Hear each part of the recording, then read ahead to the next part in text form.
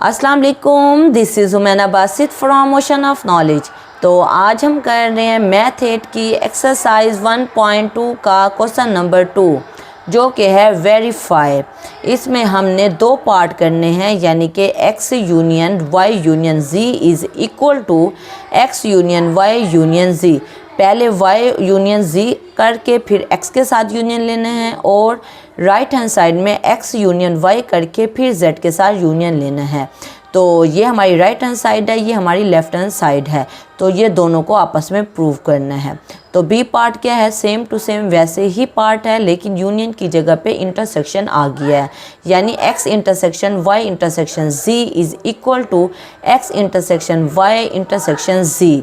तो यहाँ हमारे पास लेफ़्ट हैंड साइड में y और z का पहले इंटरसेक्शन लेना है, फिर x के साथ इंटरसेक्शन लेना है।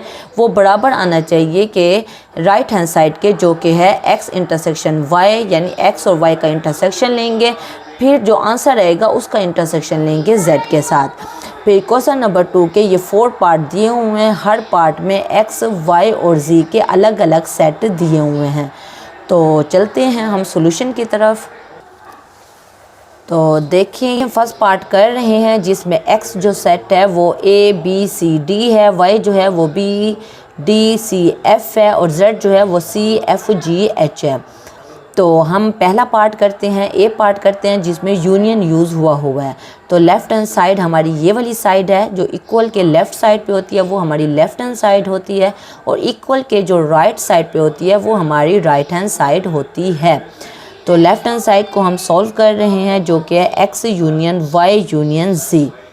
तो सेट x हमने लिख लिया जो उसने हमें क्वेश्चन में दे दिया है, फिर बीच में u है, फिर ब्रैकेट है, ब्रैकेट के अंदर y सेट लिख लिया जो उसने हमें क्वेश्चन में दिया है, फिर u आ गया और फिर z आ गया, यानी कि z सेट हमने ले लिया। पहले ब्रैकेट वाले को हल करेंगे, यानी कि इन दो सेट का जो y और z है इसका यूनियन लेंगे। तो y और z का जब यूनियन लेंगे तो यूनियन लेने के बाद क्या आता है, हर एलिमेंट एक बार आ जाता है, यानी b भी आ जाएगा, c भी आ जाएगा, d भी आ जाएगा। c 2 बार है लेकिन c एक बार आ जाएगा, और जो एक बार है यानी कि जैसे b एक बार है इस सेट में मौजूद है और दूसरे सेट में मौजूद नहीं है, उसको भी एक बार लिखेंगे। जो एलिमेंट जैसे c है वो दोनों सेट में मौजूद है, उसको भी एक बार लिख लेंगे। उसके बाद हमने d लिख लिया, f लिख लिया, g लिख लिया, h लिख लिया। इन दो सेट का यूनियन लेने के बाद हमने एक सेट की शक्ल में लिख लिया। उसके बाद अब हमने इस सेट और इस सेट का यूनियन लेना है। तो क्या करेंगे, यूनियन लेने के लिए एक ही सेट में लिख देते हैं। a आ जाएगा, b 2 बार है, b भी एक दफ़ा आएगा, c एक बार आ जाएगा, d आ जाएगा, और उसके बाद f g h आ जाएगा। इसको हमने 1 का नाम दे दिया है।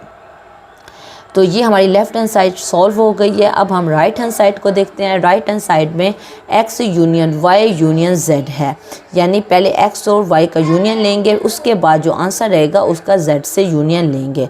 तो देखिए यही हम कर रहे हैं। हमने क्या किया है, x सेट लिखा है, फिर बीच में u आ गया है, और y सेट लिख लिया और इसको ब्रैकेट में लिख दिया है, फिर u आ गया और फिर सेट z हमने लिख लिया। पहले इसको सॉल्व करेंगे। जब हमने यूनियन लिया a b c d और b d c f का, तो a b c d f आ गया, बीच में ये वाला u आ गया, और c f g h वैसे ही आ रहा है। उसके बाद हमने जब इन दो सेट का यूनियन लिया तो क्या आ गया, a b c d f g h, और इसको हमने 2 का नाम दे दिया। अब आप 1 को देखो और 2 को देखो, तो दोनों का आंसर सेम है, a b c d f g h, a b c d f g h। तो दोनों का आंसर सेम आ रहा है।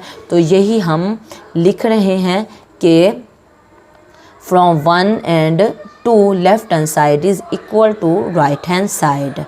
इसी तरह फिर हम इंटरसेक्शन के हिसाब से लेंगे। x और y और z वैसे ही सेट मौजूद हैं।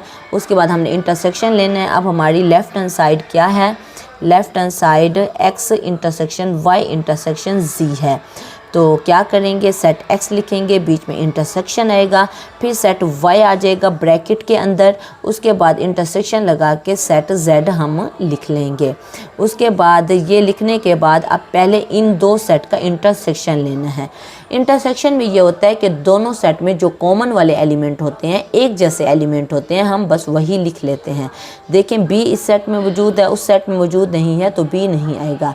एक तो सी आ जाएगा क्योंकि सी इस सेट में भी मौजूद है, इस सेट में भी मौजूद है, और दूसरा एफ़ आ जाएगा। एफ़ सेट वाई में भी मौजूद है और सेट जेड में भी मौजूद है। तो जब हमने इन दो सेट का इंटरसेक्शन लिया तो वो सी एफ़ आ गया। ए बी सी डी वैसे ही आ रहा है। अब इन दो सेट का हमने इंटरसेक्शन लेना है। तो इंटरसेक्शन लेने के लिए कॉमन वाले एलिमेंट्स देखते हैं। तो यहाँ सी मौजूद है और यहाँ भी सी मौजूद है, उसके अलावा कोई भी एलिमेंट सेम नहीं है। तो जब हमने इन दो सेट का इंटरसेक्शन लिया तो जस्ट सी आ गया। ये हमारी लेफ़्ट हैंड साइड सॉल्व हो गई। राइट हैंड साइड में एक्स इंटरसेक्शन वाई इंटरसेक्शन जी है, तो सेट x लिखा, फिर बीच में इंटरसेक्शन आ गया और फिर सेट y लिख लिया। ये ब्रैकेट में आ गए, फिर इंटरसेक्शन लगा के सेट z भी हमने बाहर लिख लिया। पहले इन दो सेट का इंटरसेक्शन लेंगे। जब इन दो सेट का इंटरसेक्शन लिया तो देखा इन दोनों सेट में क्या क्या एलिमेंट कॉमन हैं, एक जैसे हैं, तो वो B और C आ गया। देखें B और C, तो B और C हमने लिख लिया। इंटरसेक्शन CFGH वैसे ही आ रहा है। अब इन दो सेट में इंटरसेक्शन लेना है, तो इन दो सेट में हमने देखा कि C इधर भी मौजूद है और C इधर भी मौजूद है, तो सेट के अंदर हमारे पास जो राइट हैंड साइड है उसमें C आ गया। इसको हमने 2 का नाम दे दिया। 1 में देखा तो वहाँ भी आंसर सिर्फ एक ही एलिमेंट है C। Second right hand side में देखा तो इसमें भी एक ही एलिमेंट है C। तो यही बात हम लिख रहे हैं, from 1 and 2 left hand side is equal to right hand side. तो ये फर्स्ट पार्ट आपका हो गया है जिसमें हमने यूनियन भी ले लिया और इंटरसेक्शन भी ले लिया। बाकी पार्ट भी बिल्कुल ऐसे ही हैं।